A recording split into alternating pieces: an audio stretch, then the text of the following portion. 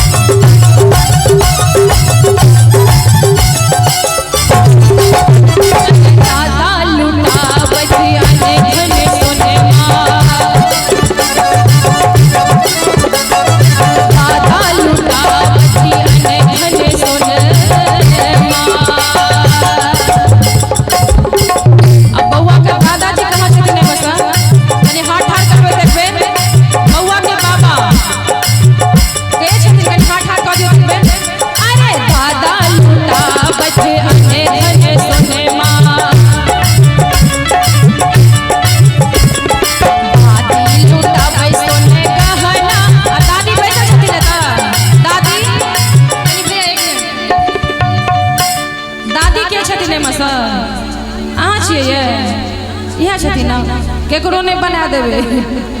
दादी यही छिए चाची कनी हाथ ठाड़ कर दियो एक बेर अरे आ दादाजी नहीं एलखिन अरे दादी लूटा पैसे गहना रे बजना रे बउआ के होई छै जगमुरना रे दुआर बाजे बजना रे।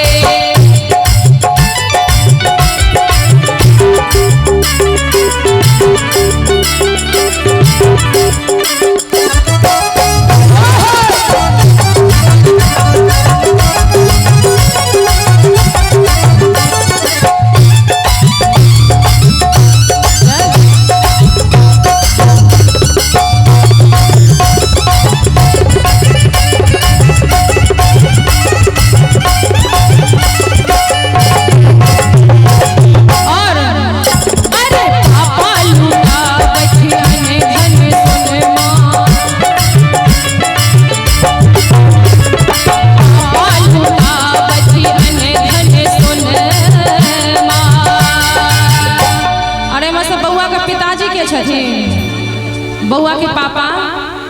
कहाँ छथिन कहाँ गेलखिन काम व्यस्त छथिन अब मम्मी छथिन न तऽ बुआ के नहीं छथिन अब मामा मामी सब छथिन मौसा मौसी सब पूजा जी बउआ के पापा सारा दिन के हिसाब देले मम्मी के पास गेल छथिन हैं ये अपन सबके मिथिला मैथिली छियै सबटा कंजूसे भरल छै लेकिन अरे पापा लुटाबैत अरे अने धन सोनमा अरे मम्मी लुटाबै सोने गहना रे दुआर बाजे बजना रे हमर बउआ के होई छै जगमुरना रे दुआर बाजे बजना रे।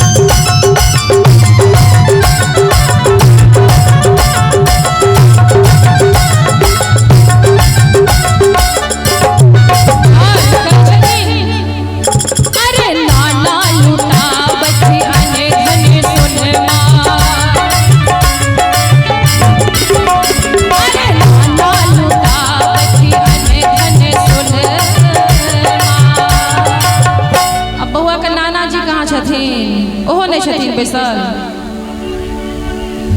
केकरो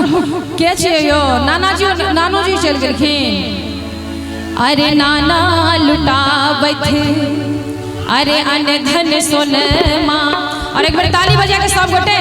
अरे नानी लुटाबै सोने